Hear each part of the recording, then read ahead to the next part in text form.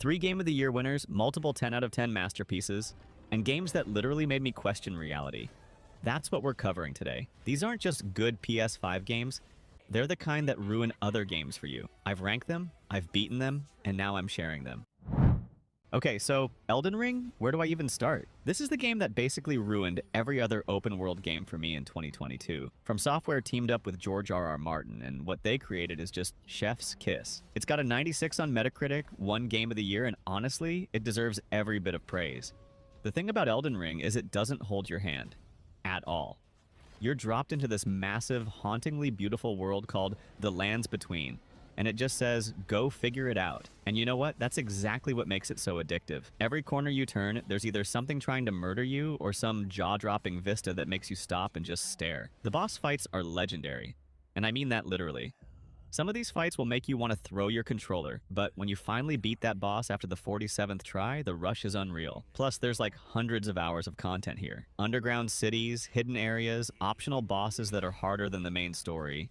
It's insane. If you've never played a Souls game before, this is actually the perfect entry point because you can explore, level up, and come back stronger. Just prepare to die. A lot. Baldur's Gate 3 is not just a game, it's an experience.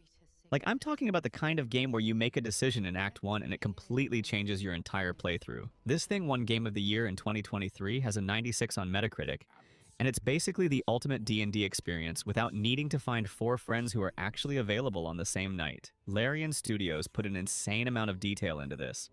There are over 17,000 possible ending variations. 17,000! The combat is turn-based, which some people might think is slow, but trust me, when you're setting up the perfect combo of spells and watching everything explode exactly as planned, it's so satisfying. And the characters?